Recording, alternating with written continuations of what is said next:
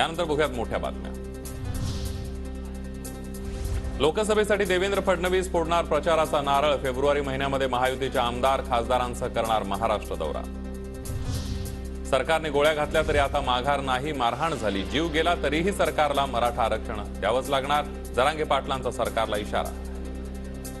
मराठा घरातून बाहेर पडणार की मुंग्यासारखा। आणि मी सांगतो तुम्हाला, यांनी हल्लं बी तिकडे यांच्या सरकारनं गोळ्या बी घातल्या तरी आरक्षण घातल्याशिवाय मी मागे सरकत नाही। आता मराठ्यांनो घराबाहेर पडा, मुंबईकडे चला, मनोज जरांगे पाटलांचं आवाहन। मुंबईतील आंदोलनाचा मार्ग उद्या देणार असल्याची माहिती।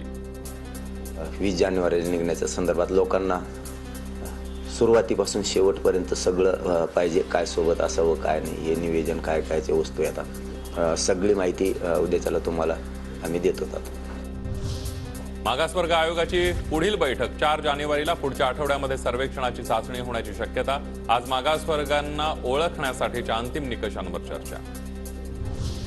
नांदेडमध्ये माजी मंत्री रवींद्र वायकरांविरोधात मराठा संघटना आक्रमक। मराठा बांधवांनी देगलूरमध्ये रवींद्र वायकरांचा ताफा अडवला।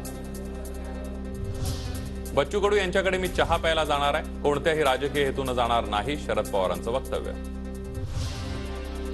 राजकारणात येण्याच्या चर्चा माधुरी दीक्षित यांनी फेटाळल्या। राजकारण हे माझं पॅशन नाही, तर अभिनय हे माझं पॅशन आहे, माधुरी दीक्षित यांचं वक्तव्य।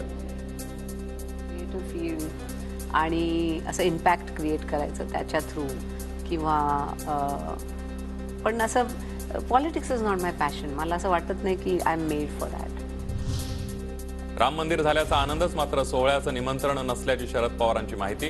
तर भाजप राम मंदिरावरून व्यवसाय करते की राजकारण माहीत नाही, शरद पवारांचा भाजपवर निशाणा। निमंत्रण मी मंदिराच्या ह्याच्यात फारसा जात नाही। हे सगळे देवधर्म पूजा अर्चा या सगळ्यापासून मी जरा बाजूला असतो। अजित पवारांच्या आव्हानाचं माझ्यावर दडपण नाही, मात्र ते त्यांच्या मतदारसंघातील शेतकऱ्यांचे प्रश्न सोडवण्यात अपयशी ठरले। अमोल कोल्हेंचा अजित पवारांना टोला। हे बघा, दादा मोठे नेते त्यांच्या वक्तव्याविषयी माझ्यासारख्या लहान कार्यकर्त्यांना प्रतिक्रिया देणं उचित नाही। हे शेतकऱ्यांचे प्रश्न सोडवण्याच्या दृष्टीनं धडाडीची पावलं ही पडताना दिसावीत, ही शेतकऱ्यांची अपेक्षा, तशी आमची सगळ्यांची अपेक्षा।